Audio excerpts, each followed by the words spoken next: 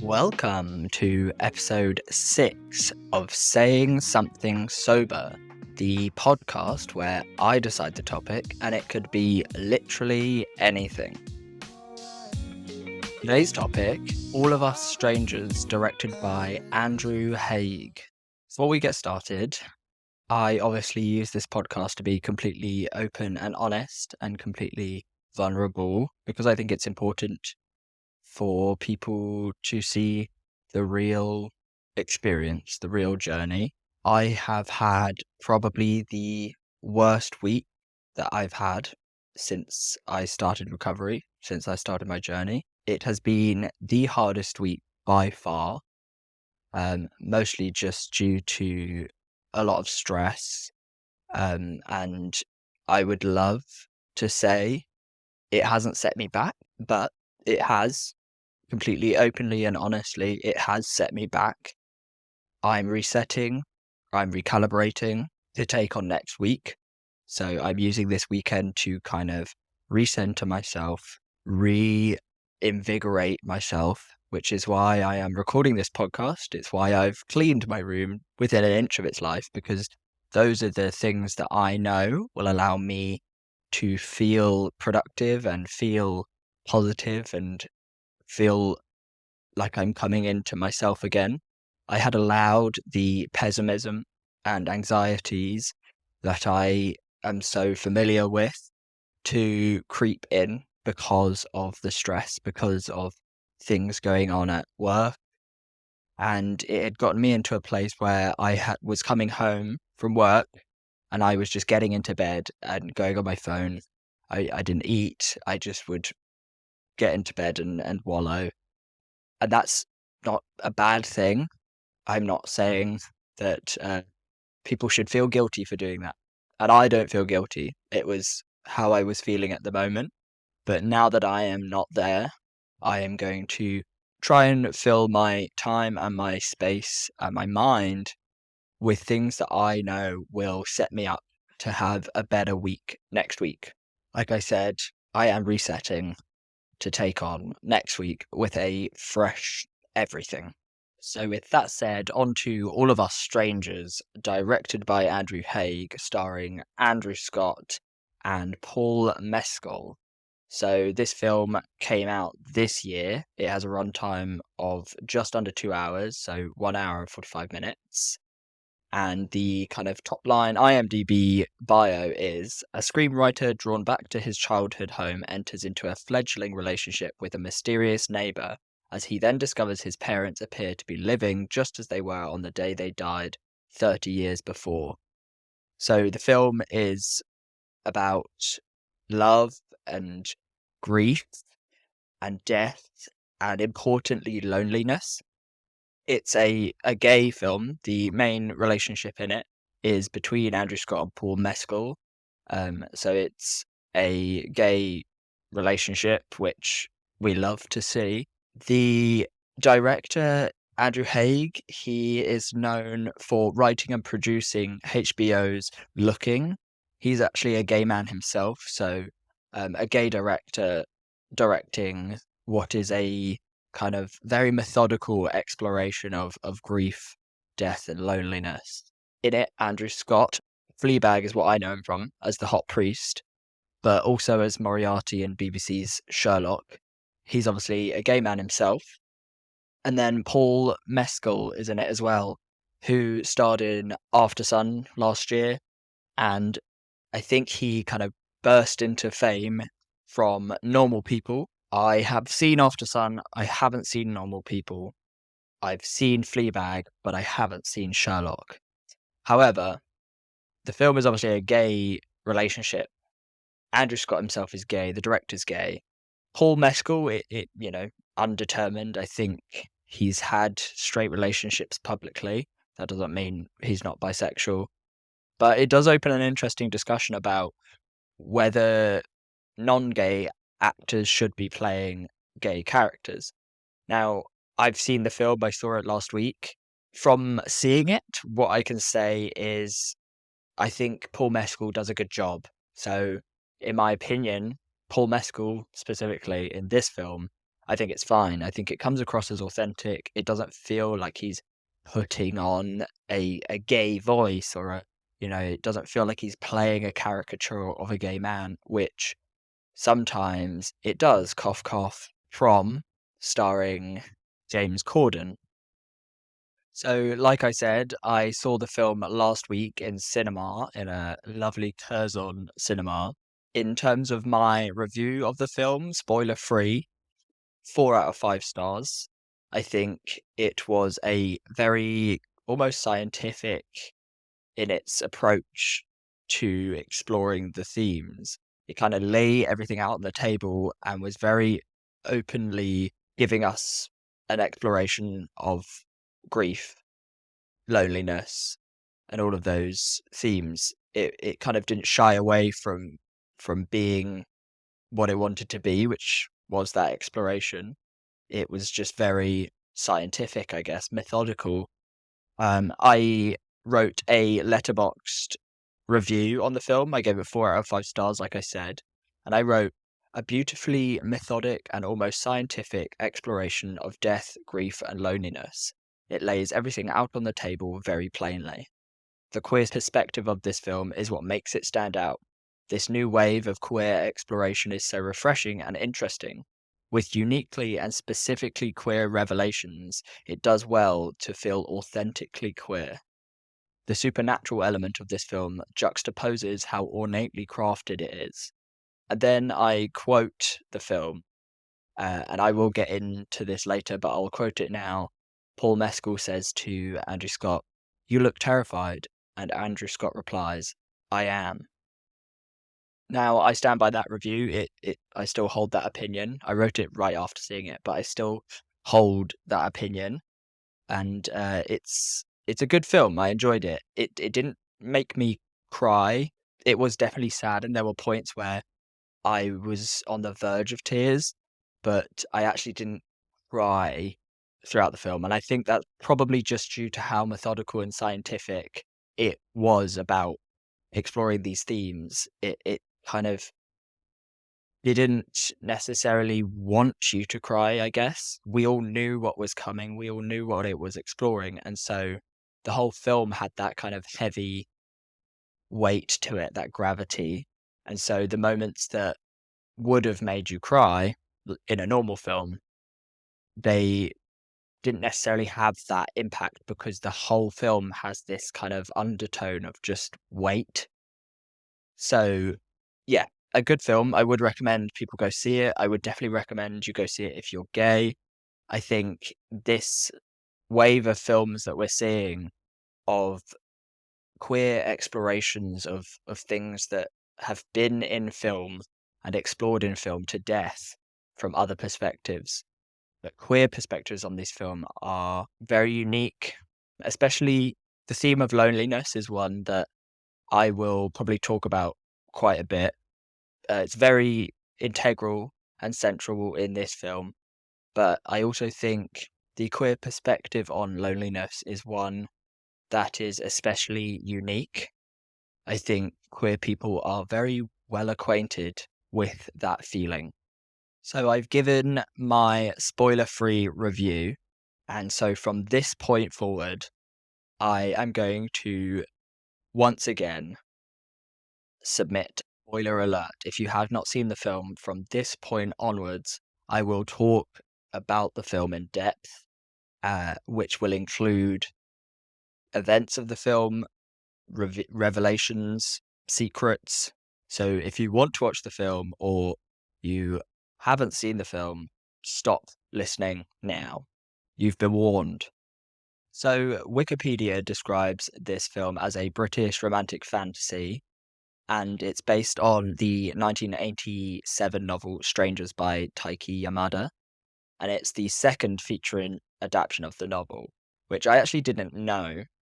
But they do mention it at the end, or it comes up on a screen at the end that it was based on that. Um, it stars Andrew Scott and Paul Mescal, like I said, but it also stars Jamie Bell and Claire Foy.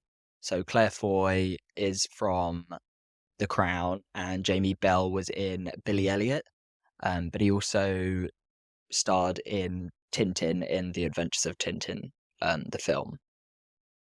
They're both great. They play Andrew Scott's character's parents, but the kind of twist of this film, or not twist, but the kind of spin that this film has is that Jamie Bell and Claire Foy are actually Andrew Scott's parents at the age at which they died. So, in a weird way, Andrew Scott's character is seemingly traveling back in time, but what we actually find out later in the film is that he's not traveling back in time, but that they are ghosts that have come to visit him, and that he's going into their old house and speaking with them, and they're ghosts, is what we find out. We find out that Andrew Scott has this kind of ability to speak with the dead or see the dead, which it seems like it's a revelation to him. He himself, Adam, is a screenwriter in London, so he speaks in the film about how he's going back home to speak with his parents because it helps him write. And the first time he goes back to his hometown, he's standing in a field and the seasons kind of change in front of him, almost like he's traveling back in time. And then he turns around and he sees his father.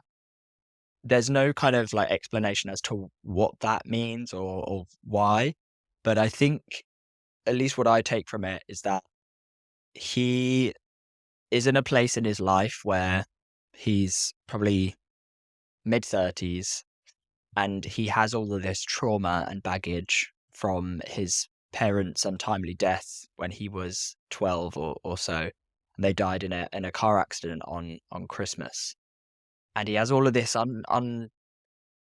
unpacked baggage from all of that. And so it seems he goes back to his hometown to check it, to unpack it potentially. Maybe unknowingly goes back to unpack it, but it seems that is what happens. Because it's kind of implied and revealed that he hasn't gone back there in a long time, if at all, since they died. And we get a lot more detail about their deaths, and the kind of reveals are that he was meant to go with them, but he didn't, and that his dad died on impact, and that his mum kind of survived, but she was in a coma and died 3 days later. And I think all of that just guilt from not being there when his mum was in the coma. It's all unpacked as he goes to visit them. There's also the added element that he had never come out to his parents because he was obviously too young, and they were of an era, probably the 80s. They were of an era where it wasn't necessarily spoken about or accepted.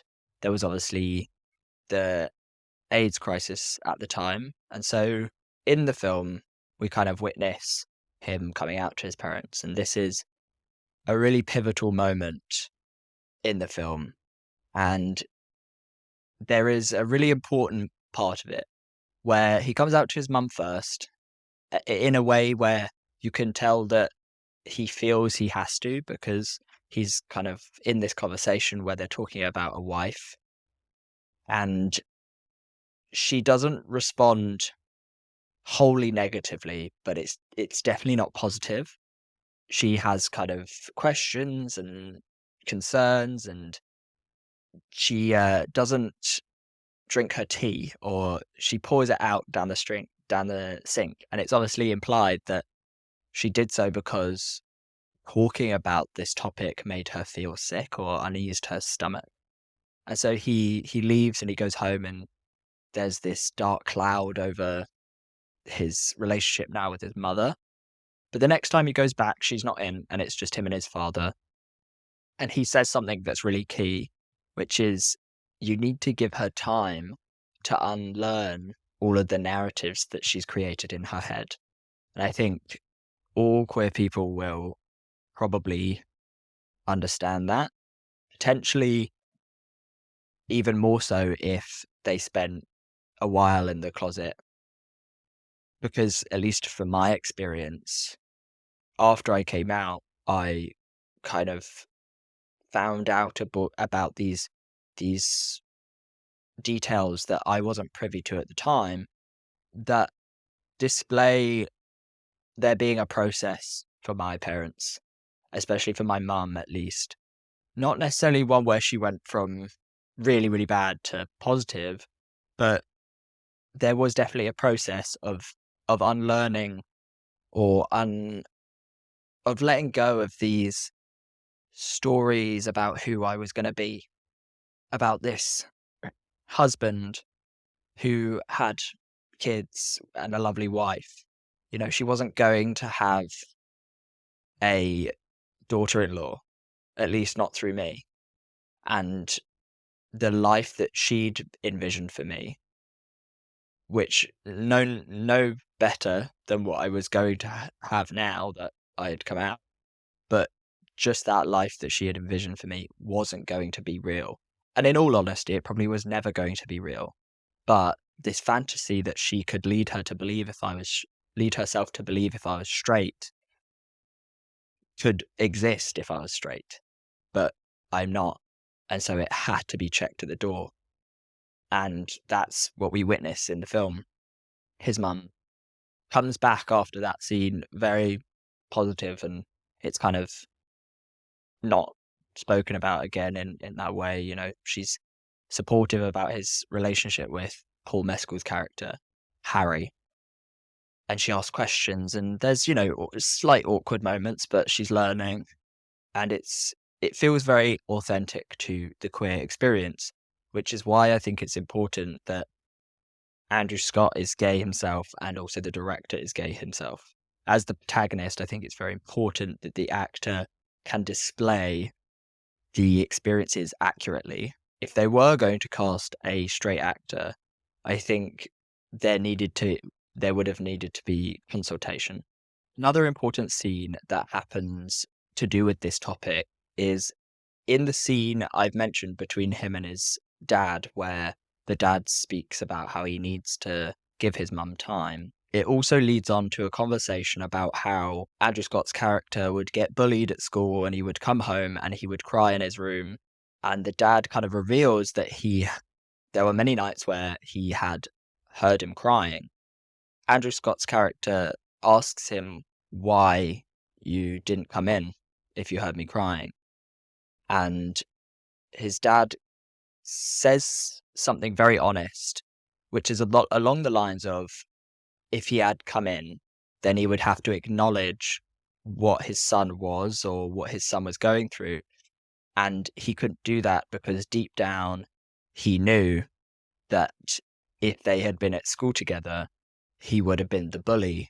And this is the closest I probably came to crying when I watched the film, but this opens up a conversation between the two characters where the dad starts to apologize and Andrew Scott's character kind of puts on a brave face and says, "No, Dad, don't." And then he cracks and he breaks and he just almost falls apart, and they get up and they hug.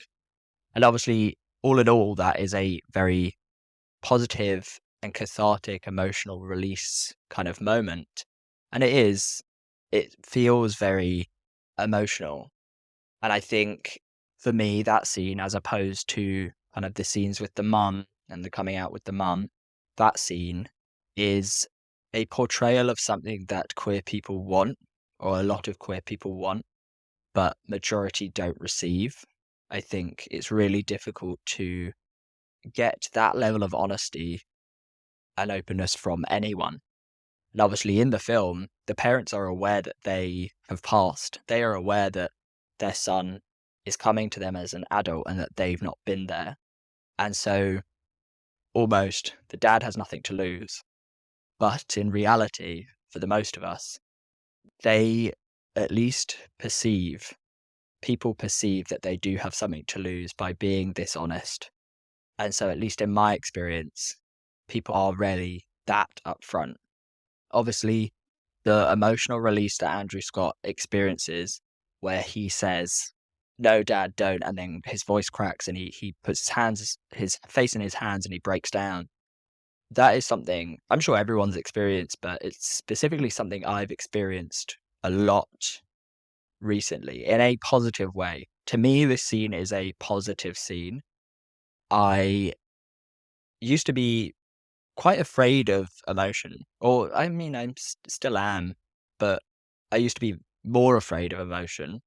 In fact, I remember in first year of university, it was almost a notch on my belt, a badge of pride, how I hadn't cried for months since I'd moved to uni because I had this story in my head that it was going to be really homesick and all of this. And I was, I guess, convincing myself that, I was braver than that. I was bigger than that. I haven't even cried for the first few months.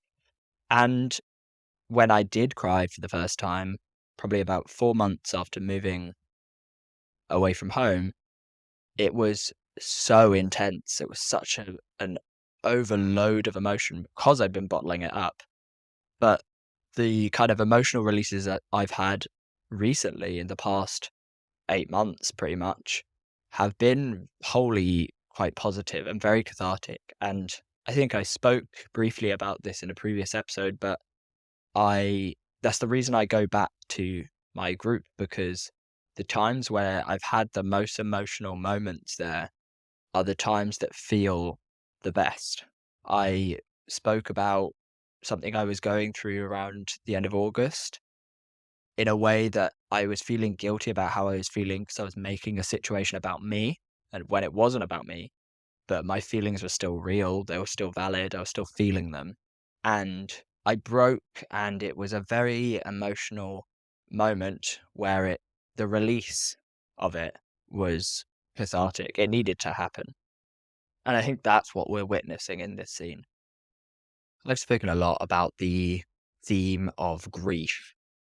Those scenes that I've kind of covered are obviously very heavy in the theme of grief because a lot of the reason why Andrew Scott's character is coming out and having all these difficult conversations is because he's trying to process his grief, all of the things that he feels that he lost out on, all of those moments that he is grieving that he lost, like the opportunity to come out.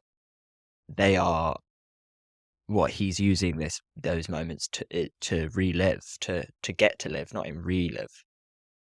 But really the central theme, the thing that drives the film forward is its theme of loneliness. It is the reason Andrew Scott's character even travels back to his hometown in the first place, because he's lonely, because he's trying to write this script and he doesn't have anything to write it on because he's lonely. In fact, the film does so much work to make you understand how alone he is. The film opens with Andrew Scott's character dealing with writer's block, and he's clearly in a depressed and demotivated mental space, and he even grabs leftovers relatively from the fridge. But a fire alarm starts and he exits the building to find no one else following him, and he looks up at the building that he lives in, this big fly high flat building, and there's only one other flat with the light on, with a guy standing in the window, which is Paul Mescal. But what we come to understand is that this building is empty. It's a new flat building, so it's not empty because no one is going to live there. It's empty because no one's moved in yet. And so there's only two people in the building and it's quiet. And this just adds to that feeling of isolation from the get-go, from the jump. We understand that though he is in London, we can see the Shard behind him from his window. Though he is in London and he is surrounded by life, by people, he is alone in this building with only Paul Mescal. And in fact, Paul Mescal's character comes to Scott's door as the other guy in the building. He has a notable bottle of fancy alcohol in hand, and he's very clearly drunk. But he's also very clearly reaching out for just some comfort. He asks if he can come in, But I think he says something really key here, which is that he goes, "Do you hear that?" And they stop and they pause and they listen. And there's no sound. And he says, "Doesn't that drive you crazy?" And he's very, very plainly pointing out that he is completely alone. And in fact, what we come to learn about him as a character is that he doesn't talk to his family at all. Andrew Scott kind of laments that he didn't get to have a life with his parents. But what he kind of doesn't realize is that his parents did love him, and though they passed away, he knows kind of deep down that they would have been there for him had they been alive. Whereas Paul Mescal's character, his parents have almost done the opposite. They're alive, but they don't want to know him because he came out to them and it put a barrier between their relationship. And it's kind of this dichotomy between not having those people there for you or having them and them not wanting to be there for you. And I think ultimately that is the spectrum of the queer experience. Either you lose people or they choose not to want to be there for you. That's the negative side of coming out. I think, at least in the world we live in now, a lot of people don't experience that. There's a lot of positive. But ultimately, there is some kind of, not inevitability, but some kind of experience of that queer people are probably going to have at some point. Friends that kind of distance themselves or something like that. I've definitely experienced it. Friends that I've come out to, that I've been friends with for years, it kind of something changes in the relationship and it becomes a joke, and eventually I kind of just have to distance myself from them because it's almost like they've chosen to put this blockade between us, which is my sexuality, which is just bizarre.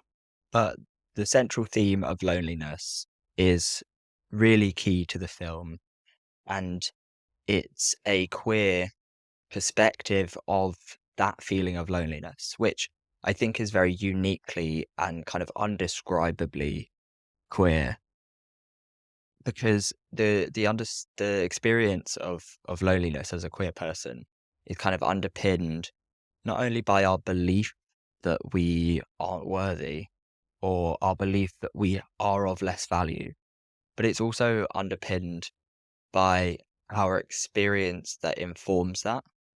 I think the world is obviously in a lot better of a place, but the world is structured in a way that, whether by intention or not, teaches us that we are of less value.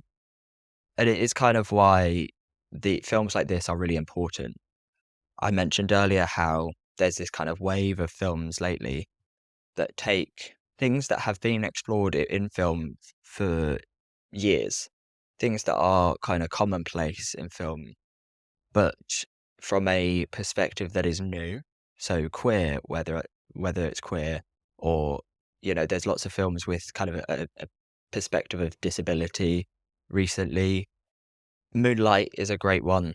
There's kind of that twofold experience of a queer black perspective. But I think why that is so important is because it is different, it is unique, and it is something that we haven't gotten to see on screen.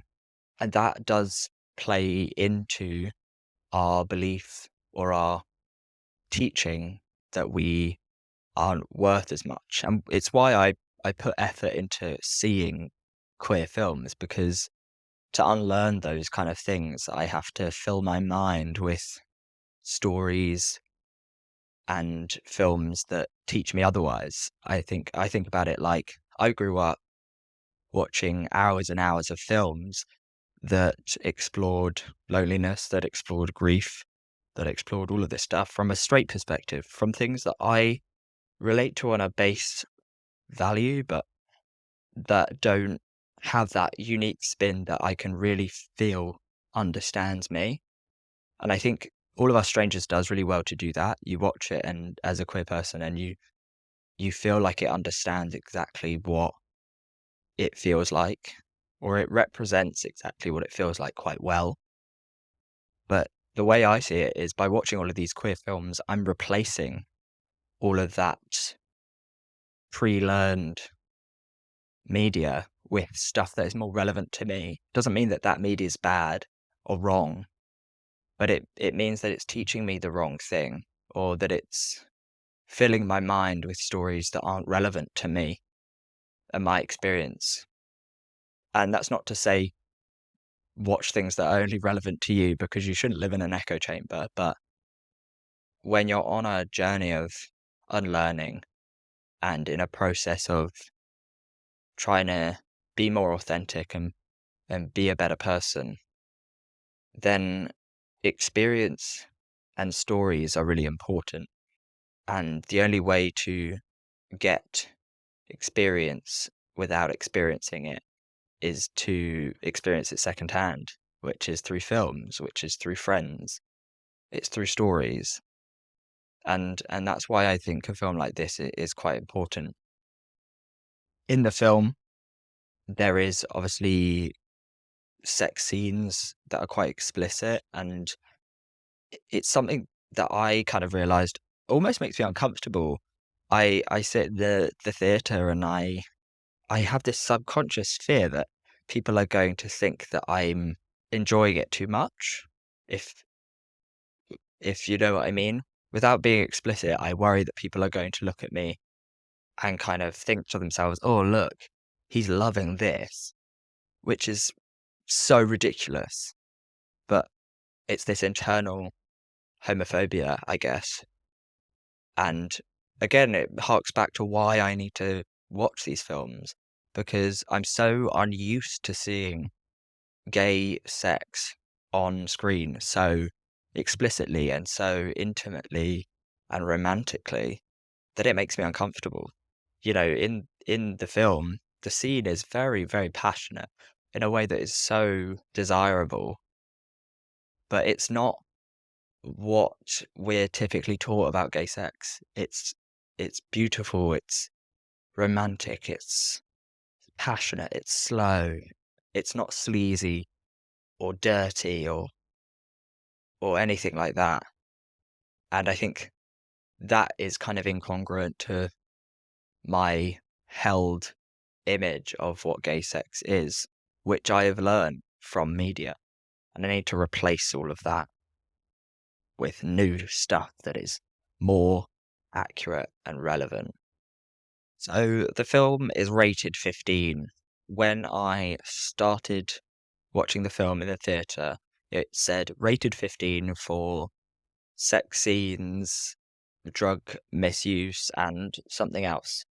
But the words drug misuse kind of raised alarm bells in my head. I kind of knew it was going to be a dark film, and it's a film based in London with gay men. I assumed drugs were going to be involved. But I guess when I saw the words drug misuse, the key word there, it did cause me concern. And in a way, I was waiting for the film to display this. There's a scene where they're in a club and they go to the toilet together. And I knew that that wasn't misuse. That's not what would classify as misuse by the BFI. And so I was kind of waiting for the misuse, which for me definitely in some way spoiled the ending.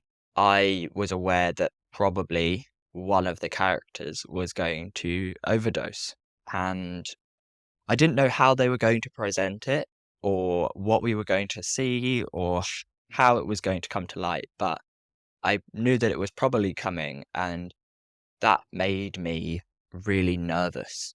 It would be the first time since I started my journey that I would have seen partying to that extent displayed so bluntly on screen. And I was scared that it would be a bit triggering or that it would be too much to take in. It obviously is a very poignant scene, a very emotive scene where we find out about the drug misuse, but we don't see it displayed plainly on screen. However, Paul Mescal's character is obviously found dead in his flat by Andrew Scott's character, which is made extremely, extremely sad by the fact that Andrew Scott has just said goodbye to his parents. They go to this diner that he had talked about, and they share kind of kind words, and he cries. And in a rather traumatic way, the process of them dying is kind of reenacted.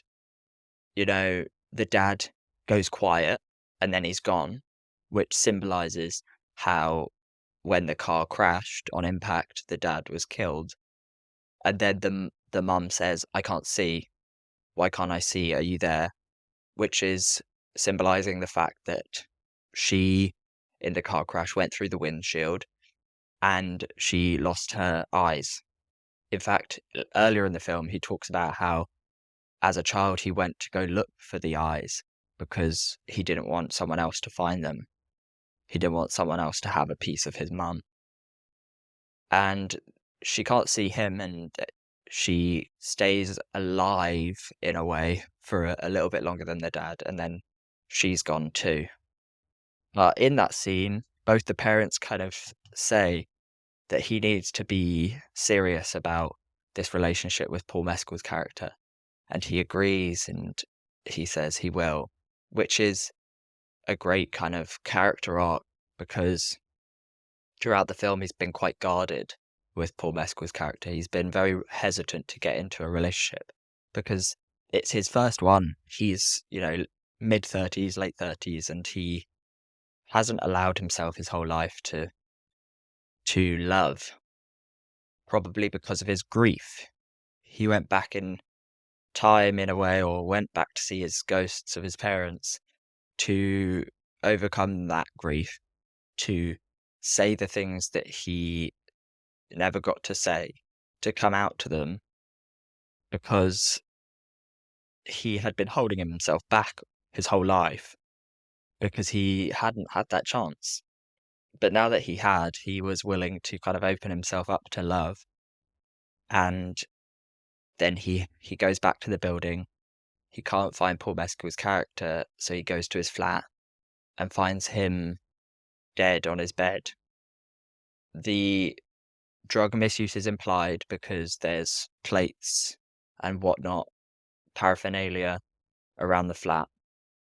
But the kind of largest twist of the film, which if you're still listening and you haven't seen it, which, I mean, you've know the whole plot of the film now, but he finds him dead on his bed, holding the bottle of alcohol, the fancy notable bottle of alcohol that he was holding when he came to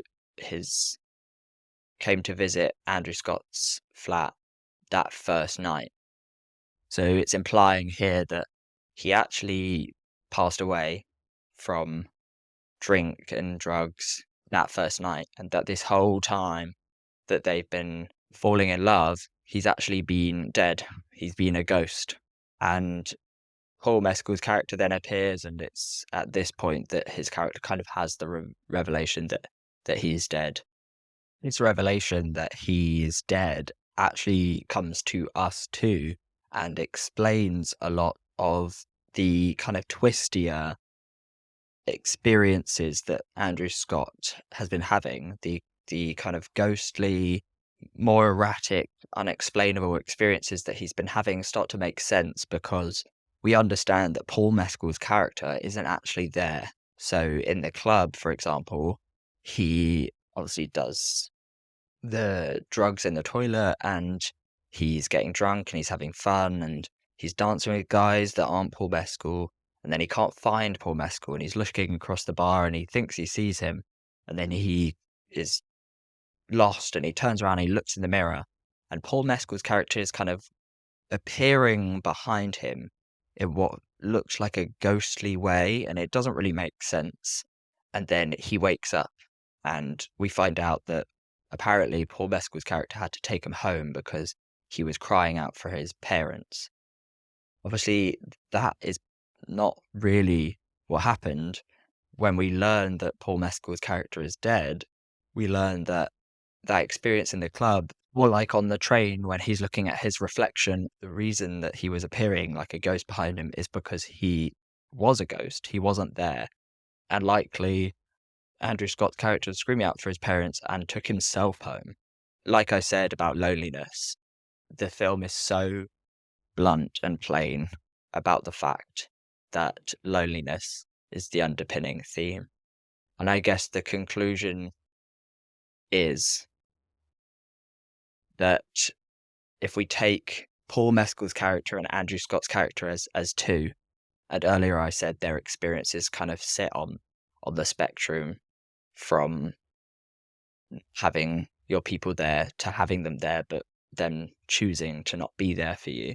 If we hold them on that spectrum, then Andrew Scott's character represents what happens when you put in the work to check your trauma, to be a better person, to go through the journey of recovery, whether that's recovery from grief, recovery from anything. And Paul Mescal's character represents really what happens when you don't, what can happen if you don't do that. And obviously that is a very stark and dark statement, but it is honestly the truth, especially when it comes to the queer experience. I think if you take that dichotomy into a straight world or into the mainstream, I'm not sure it necessarily applies all the time, but in the queer world, it 100% does.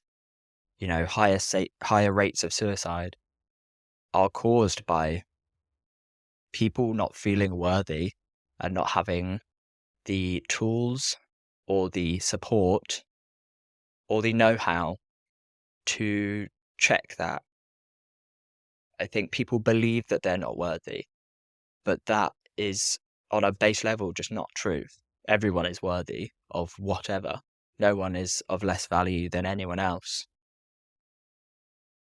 And it's just the tools in which to learn that piece of information are not readily available to anyone, but especially to queer people, and especially to queer men.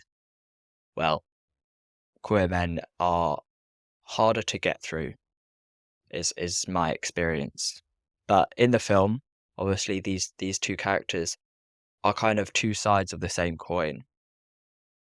At least that's my takeaway, is that we obviously find Paul Mescal's character passed away, and from that first night, and Andrew Scott's character has kind of arisen from his painful and arduous journey of uncovering his grief and accessing his inner child and telling his inner child that it's okay. And they both existed on that first night as the only two people in this building, the only two people in this empty building of quietness. And they emerge, one alive and one dead.